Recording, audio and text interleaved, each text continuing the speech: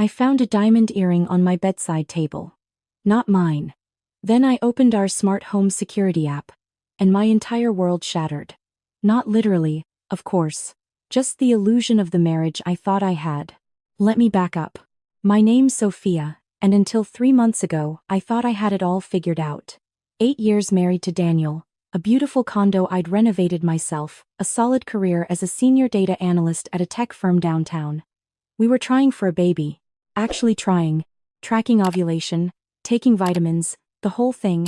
I'd just gotten back from a week-long conference in Austin. Flew in Thursday night instead of Friday morning because I missed him. Wanted to surprise him. I walked into our bedroom at 11 p.m., and the place was spotless. Too spotless. Daniel wasn't great at cleaning. But there it was, one tiny thing he'd missed. A small diamond stud earring on my nightstand. White gold. Not silver like the ones I wear. My hands were shaking when I picked it up. I stood there in our bedroom, suitcase still by the door, holding this earring, and something in my gut told me to check the cameras. See, I'm a data analyst. I like systems. I like evidence. When we renovated the condo 2 years ago, I installed a full smart home security system. Cameras in the living room, kitchen, hallway. Daniel thought it was overkill. I called it peace of mind. I sat on the edge of our bed and opened the app. Started with Monday, the day after I'd left. 10:47 p.m. Daniel came home. He wasn't alone. Jessica. I recognized her immediately. 27, works in sales at Daniel's company. I'd met her at the holiday party last year. Blonde, perky, laughed at all of Daniel's jokes. I remembered thinking she was sweet. Young, but sweet. I watched my husband bring another woman into our home. I watched them drink the wine from our wedding trip to Napa. I watched her wear my robe. My silk robe that Daniel had given me for our anniversary. Tuesday. They came back. Wednesday. Thursday morning. Early. She left around 7 a.m. Probably heading to work. He kissed her at the door. Long. Comfortable. This wasn't new. I sat there for 3 hours, watching days of footage. When Daniel's key turned in the lock around midnight, I was still sitting on the bed. Phone in my lap, that earring in my palm. He walked in, saw me, and his face lit up. Soph, you're back early. I thought you weren't coming until tomorrow? I looked at him. Really looked at him. Same Daniel I'd known since I was 26. Same crooked smile. Same eyes that used to make me feel safe. Found this, I said, holding up the earring. His smile froze. Just for a second. Then he recovered. Oh. Yeah. We had some people over Tuesday. One of the guys brought his girlfriend. She must have lost it. Which guy? Marcus from accounting. You don't know him. I nodded slowly. Watched him squirm. He was waiting for me to yell. To throw something. To cry. Instead, I stood up, put the earring on the dresser, and said, I'm exhausted, long flight. I'm going to sleep in the guest room tonight. Sophia, come on. Don't be like that. Like what? Weird about a random earring. I smiled. I'm not being weird. I just need good sleep. The guest bed is more comfortable for my back right now. He looked confused but relieved. Okay. Yeah. Sure. I missed you. I'm sure you did. I closed the guest room door, locked it, and sat on the floor with my back against it. My whole body was shaking, but my mind was crystal clear. I opened my phone and texted my best friend Lisa. Just 2 words. Call me. Emergency. Lisa's a lawyer. Corporate law, mostly, but she knows people. She called within 30 seconds. What's wrong? Daniel's cheating. I have video evidence. I need to know what I can and can't do legally. There was a pause. Then, I'm coming over. Right now. Don't do anything. Don't say anything to him. Just wait for me. She was there in 20 minutes, though she lived across town. I let her in quietly, and we sat in the guest room while I showed her everything. All the footage, all the timestamps. Her face got harder with each clip. Okay, she finally said. First thing tomorrow, you're opening a separate bank account. Transfer your salary, your savings, everything that's solely yours. The condo's in your name only, right? Right. My inheritance paid for it. Good. Keep it that way. Don't tell him about the footage yet.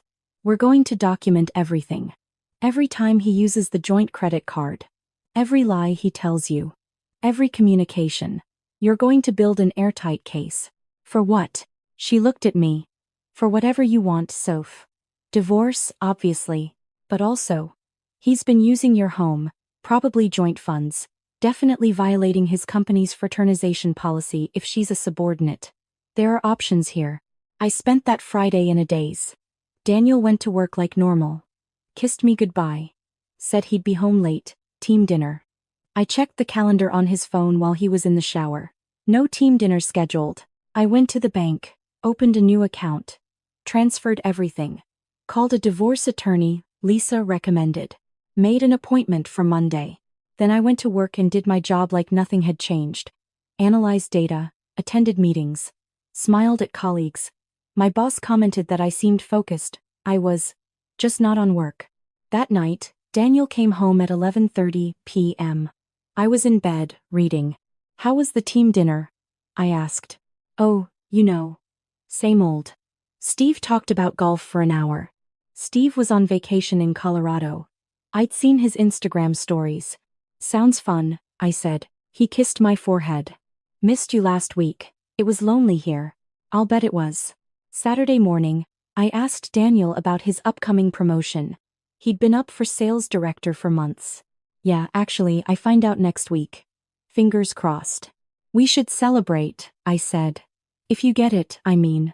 We could have people over. Your boss, some colleagues. A real dinner party. I haven't entertained in forever. His face did something weird.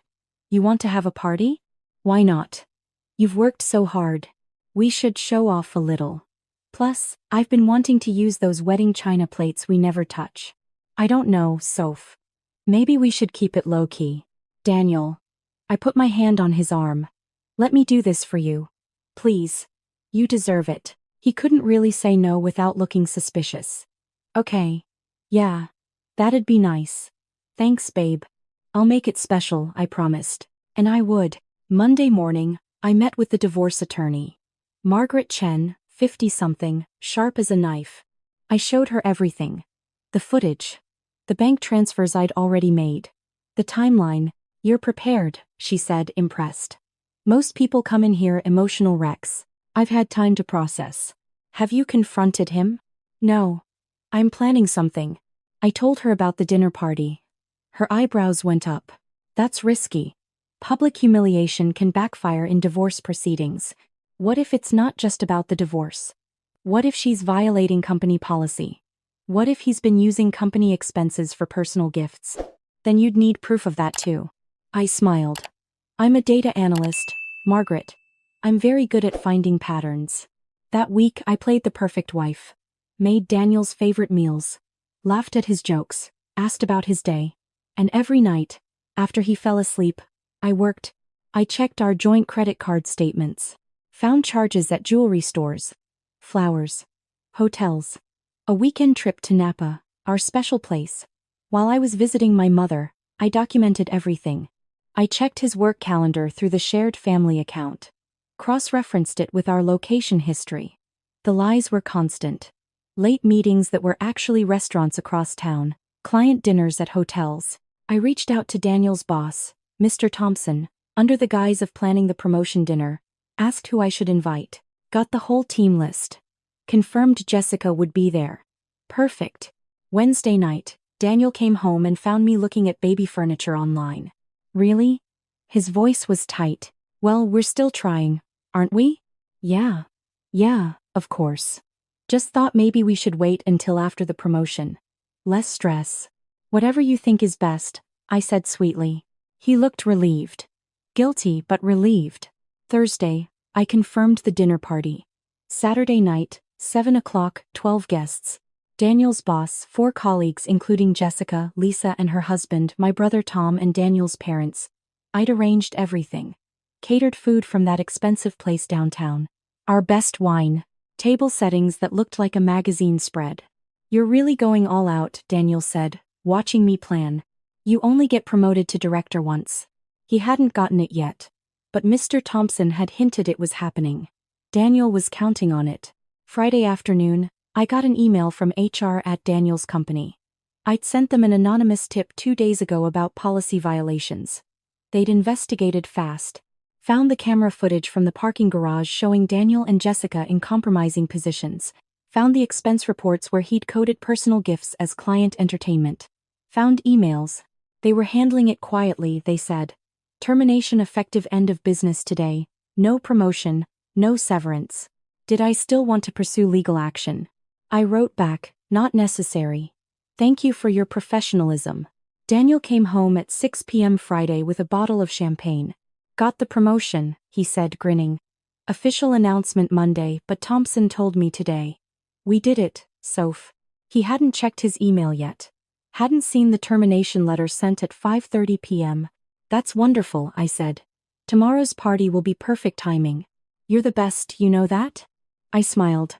I do. Saturday was a blur of preparation. The caterers came at 4 p.m. I set the table with those wedding china plates. Put fresh flowers everywhere. Dressed in the blue dress Daniel loved. Did my makeup carefully. Looked at myself in the mirror and barely recognized the woman staring back. She wasn't the worried wife anymore. She was something else entirely. Guests started arriving at 7. Lisa came first, squeezed my hand, whispered, "You sure about this?" Completely. Daniel's parents. My brother Tom, who I'd briefed on everything. He looked like he wanted to punch Daniel, but I'd made him promise to stay calm. Mr. Thompson and his wife. The colleagues, including Jessica, who showed up in a tight red dress and couldn't look me in the eye. Daniel was in heaven. Playing host. Accepting congratulations. He still hadn't checked his email. Had no idea he'd been fired 24 hours ago. We sat down for dinner at 8. I'd arranged the seating carefully. Daniel at the head of the table. Me at the opposite end. Jessica 3 seats down from him. Mr. Thompson to my right. During the main course, Daniel stood up with his champagne glass. I just want to say thank you all for coming. This promotion means everything to me, and I couldn't have done it without my amazing wife, Sophia. She's been so supportive, so patient with all the late nights and stress. Honey, this is for us. Everyone raised their glasses. I raised mine too. Then I stood. Actually, Daniel, I have something to share too. A little surprise. His face went uncertain. Soph, you didn't have to. Oh, I wanted to. I pulled out my phone. See, I've been working on a project. A data analysis project. Actually, about patterns, behaviors, truth. The room went quiet. I connected my phone to the TV on the wall. The same TV where we watched movies on Friday nights. I thought we could all watch something together. Since we're celebrating. The first clip loaded. Monday night, 10:47 p.m. Daniel and Jessica entering our condo. Jessica made a small sound. Daniel's face went white. Sophia, what are you? Shh. Let's watch. I played clips. Not all of them. Just enough. Living room camera showing them on our couch. Kitchen camera showing Jessica in my robe. Hallway camera showing them going into our bedroom. Daniel's mother gasped. His father stood up, chair scraping. Mr. Thompson's voice was ice. Daniel, you were terminated yesterday. Did you not check your email? The room erupted. Everyone talking at once. Jessica crying. Daniel trying to talk, to explain. His mother standing, leaving, his father following, not looking at their son. I stayed at my end of the table, perfectly calm. There's more, I said, and the room quieted again. I pulled up bank statements on the screen. Joint credit card. Hotel charges while I was out of town. Jewelry that I never received. A trip to Napa. Which is interesting because that's where we honeymooned, Daniel. You took her to our place. His colleagues were staring. One got up and left. Another followed. And Jessica, I turned to her. You should know that the earring you lost here? I have it. Along with photos of you in my home, wearing my clothes, sleeping in my bed. My lawyer says there's a solid case for alienation of affection. But honestly, watching you sit here in your tight red dress, knowing what you've lost is enough for me. She ran. Actually ran out of the condo. Only a few people were left now. Lisa and her husband. My brother. Mr. Thompson, who looked like he was taking notes. Daniel was still standing, champagne glass in his hand. Sophia. Please. I can explain. It was a mistake. It meant nothing. Which time? I asked. Monday? Tuesday? Wednesday? Thursday morning? The time you took her to Napa? The time you spent $300 on a necklace I never saw? The time you told me we couldn't afford to try IVF while you were booking hotel rooms? I love you. No, I said quietly. You don't. But that's okay. Because I don't love you anymore either. I did. Once. But that woman. The one who would have believed your lies? She died when I watched you bring another woman into our home. Into our bed. Our bed, Daniel. Where we were trying to have a baby. His face crumpled. You'll find divorce papers on the kitchen counter, I continued. Along with an itemized list of everything you need to return. My lawyer has all the evidence. The condo is in my name, so you'll need to be out by Monday. I've already changed the locks. Your things are packed. They're in storage unit 247, keys with the papers. Mr. Thompson stood. I think that's our cue to leave. Sophia, I'm sorry you had to go through this. For what it's worth, the company takes these violations very seriously. I know. Thank you for handling it professionally. After they left, it was just me, Daniel, Lisa, her husband, and Tom. Daniel looked at me. 8 years, Soph. You're throwing away 8 years over a mistake? You threw it away, I said. I'm just refusing to pretend it didn't happen. There's a difference. My brother stepped forward. You need to leave. Now. Daniel looked at all of us. Saw no sympathy. No second chances. He picked up the envelope from the counter, walked to the door, and paused. I really did love you. You loved the version of me that didn't know, I said. You loved the woman who would have forgiven you, who would have shrunk herself to keep you comfortable. She's gone. He left. Lisa hugged me. You okay? I'm better than okay. And I was. The next week was brutal logistics. Lawyers, paperwork, dividing assets. Daniel tried to fight for half the condo. Margaret laughed in his attorney's face. My inheritance, my name, my property. He got nothing. His family called to apologize. His mother sent flowers. Said she'd always liked me better anyway, and maybe now her son would learn to appreciate what he'd had. Jessica was fired too eventually. Different reason, but the result was the same. 2 months later, I got promoted to Director of Analytics, the same level Daniel had been reaching for. My boss said I'd earned it, that my work on data integrity had been exceptional. I didn't mention that I'd been practicing data integrity in my personal life too. 3 months after that, I launched a consulting business on the side. Data privacy, digital security, protecting your assets in the modern age. My first client was a woman going through a divorce who'd heard my story through a friend of a friend. I helped her secure her finances. Document everything. Build her case. She cried when she told me how much it meant to have someone who understood. I felt so stupid, she said. Like I should have known. You're not stupid, I told her. You trusted. There's nothing wrong with trust. You just need to verify too. The business grew. I started speaking at events about financial independence, about protecting yourself, about the importance of maintaining your own identity in a relationship. Not out of cynicism, but out of strength. 6 months later, I was keynote speaker at a tech conference. Same conference where I'd been when Daniel had been entertaining Jessica in our home. The irony wasn't lost on me. As I walked to the stage, I saw him. Daniel. In the audience. He was there for networking, I guessed. Trying to rebuild his career. Our eyes met. He looked tired. Older. Lost. I looked away and walked onto that stage. Talked about data, about patterns, about truth.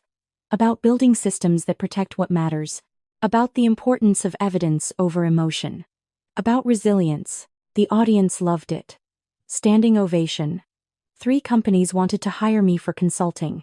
2 wanted me to speak at their events. Afterward, Daniel was waiting by the exit. You were great up there, he said. Thank you. I saw your company online. You're doing really well. I am. Sophia, he stopped. Started again. I'm sorry. For everything. You deserved better. I know. Do you think, maybe, we could get coffee sometime? Just talk? I looked at him. Really looked. Saw the man I'd loved. The man I'd planned a future with. The man who'd shattered everything. No, I said gently. But I hope you figure out whatever you need to figure out. I hope you become someone who doesn't do that to people. Truly, you've changed. I've grown, I corrected. There's a difference. I walked away. Didn't look back. That night, I sat in my condo. Same condo but different. I'd redecorated. New furniture. New art. New everything. The place Jessica had contaminated was gone. This was mine. Completely mine. I opened my laptop and looked at my schedule. Another speaking engagement next month. 2 new consulting clients. A podcast interview about navigating betrayal and coming out stronger. My phone buzzed. A text from Lisa. Drinks tomorrow? I have a friend who wants to meet you. Not a setup, just networking. I smiled and replied, sure. But if it's a setup, you owe me sushi. Deal. And Soph? I'm proud of you. I was proud of me too. The best revenge, I'd learned, wasn't the dinner party. Wasn't exposing Daniel in front of everyone who mattered to him. Wasn't watching his world crumble while mine stayed intact. The best revenge was this. Sitting in my own space, building my own empire, becoming someone who didn't need revenge at all. Someone who'd taken the pain and turned it into purpose. Who'd taken the betrayal and turned it into business. Who'd taken the worst moment of her life and asked, what can I learn from this? The woman who'd found that earring 3 months ago would have been destroyed by all of this. But she wasn't here anymore. I was. And I didn't regret a single decision I'd made. Not the cameras that caught the truth. Not the quiet planning while he lied to my face. Not the dinner party that ended everything. Not the divorce that freed me, not any of it. Because all of it led me here. To this moment. To this life. To this version of myself who was stronger, smarter, more careful, but also more compassionate. Who could help other women facing the same nightmare. Who could stand on a stage and say, I survived this. I thrived after this. You can too. I closed my laptop and walked to the window. Looked out at the city lights. Somewhere out there, Daniel was probably regretting everything. Jessica was probably dealing with her own consequences. The life I'd thought I wanted was completely gone. And I'd never been happier. Not because of what I'd lost, but because of who I'd become in the losing. That's the real story. Not the betrayal. Not the revenge. But the becoming. The woman in the mirror now wasn't the woman who'd found that earring. She was better. Stronger. Free. And she was just getting started. They say just forget. Move on like it's easy. But forgetting you feels like remembering someone I've never seen. I've been trying to erase you from the places in my mind, but the harder that I fight it, the more you're hard to leave behind. Every memory keeps slipping through the cracks I try to close, like a face I should remember, but somehow never know. Forgetting you feels impossible, like chasing something I can't hold, like trying to remember someone that I've never even known. I keep reaching through the silence for a past I can't undo, 'cause letting go of what we had feels like losing something true. Every moment turns to fragments, every thought just fades to blue, like I'm searching for a feeling that still only leads to you. Forgetting you feels impossible, like chasing something I can't hold, like trying to remember someone that I've never even known. I keep reaching through the silence for a past I can't undo, 'cause letting go of what we had feels like losing something true.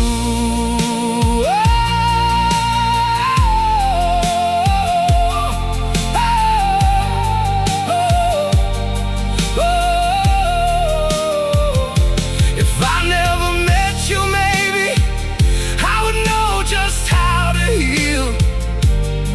But now every empty moment still reminds me what is real. Forgetting you feels impossible, like chasing something I can't hold, like trying to remember someone that I've never even known. I keep reaching through the silence for a past I can't undo, 'cause letting go of what we had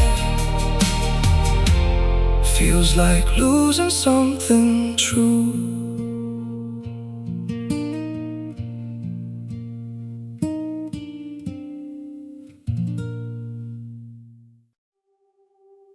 I'm freezing, I'm bleeding, slowly fading away. But don't worry, I'm fine.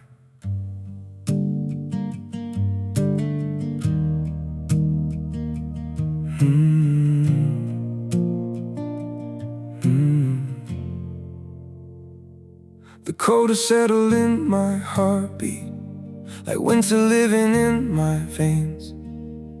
Every breath feels numb and fragile, every smile just hides the pain.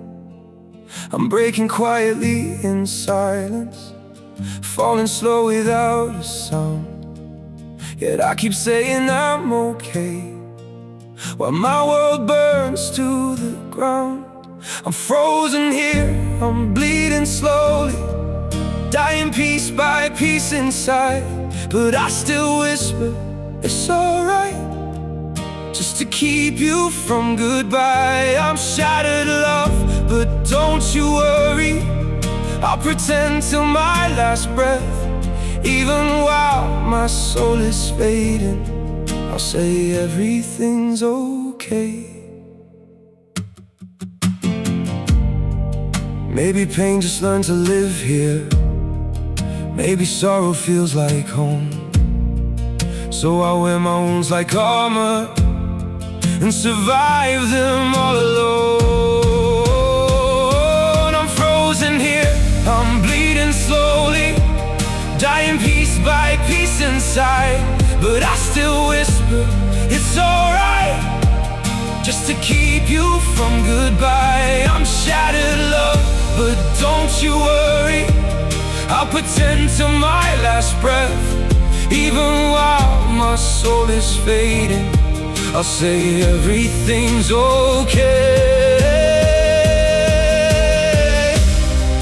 If you ever see me smiling, know it's just my last defense, 'cause sometimes love means hiding how much you're suffering.